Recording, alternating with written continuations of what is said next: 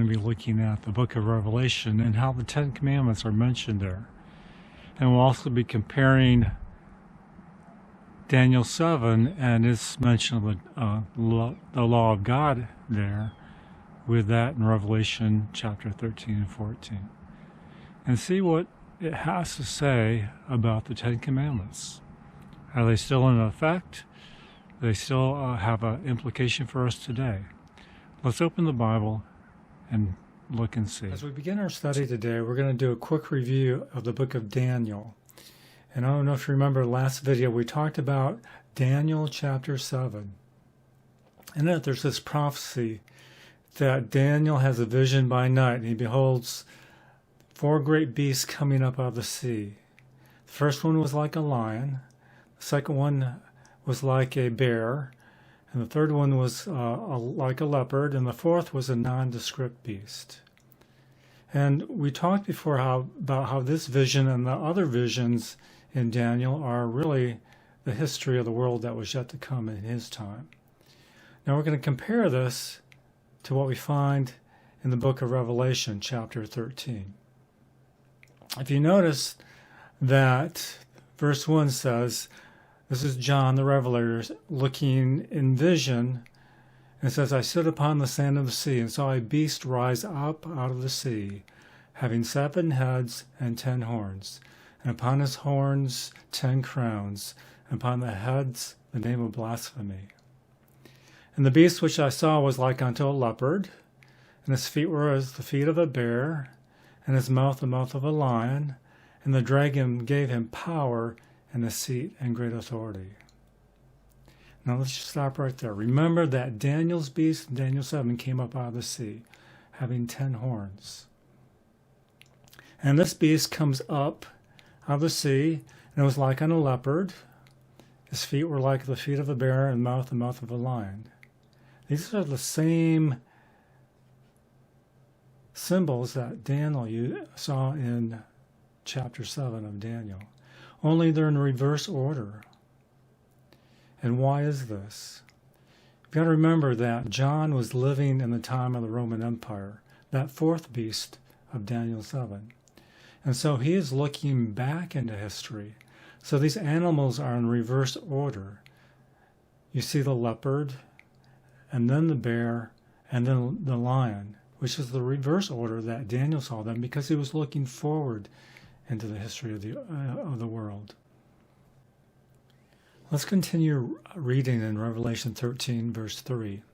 And I saw one of his heads as it were wounded to death, and his deadly wound was healed, and all the world wandered after the beast. And they worshipped the dragon which gave power unto the beast, and they worshipped the beast, saying, Who is like unto the beast? Who is able to make war with him?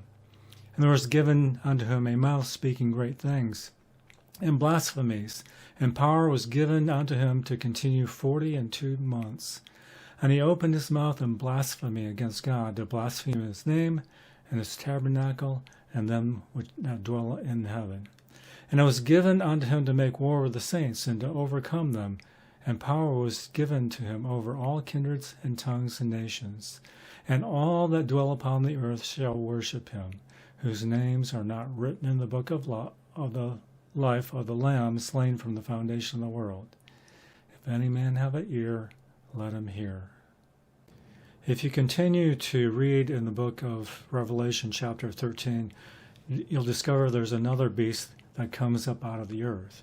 And it has a description of this beast that causes all to worship and follow that first beast in Revelation 13. But we're going to go ahead and look at Revelation 14. And we're going to start with verse 6.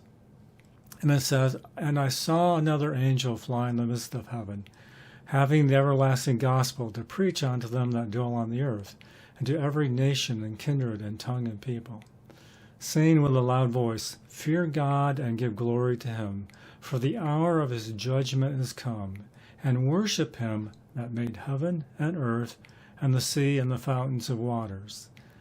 And there followed another angel, saying, Babylon is fallen, that great city, because she made all nations drink of the wine of the wrath of her fornication.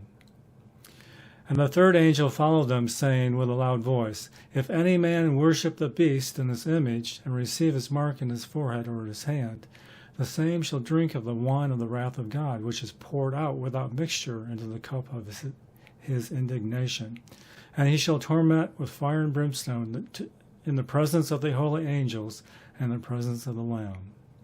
And the smoke of their torment ascendeth up forever and ever, and they have no rest day or night, who worship the beast and his image, and whoever receives the mark of his name. Here is the patience of the saints. Here are they that keep the commandments of God and the faith of Jesus.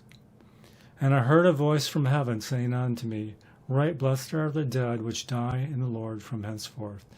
Yes, says the Spirit, that they may rest from their labors, and their works do follow them.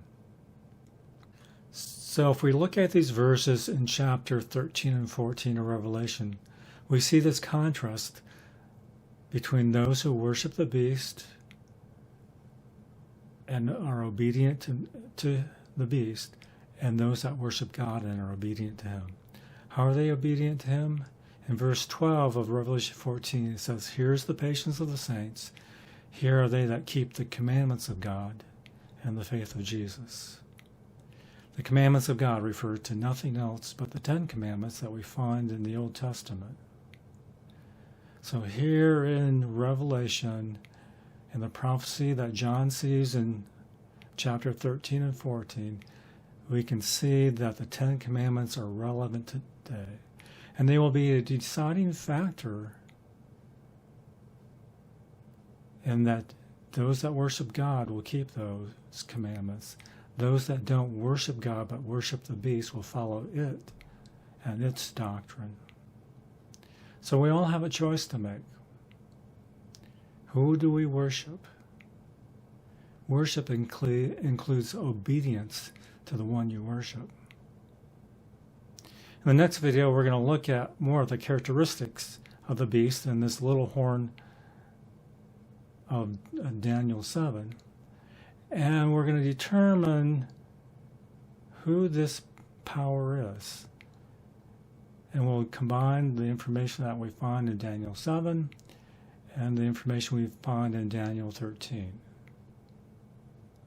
It's something to be aware of. It's something to consider. So I hope you continue to study these chapters in the Bible. Do your own research.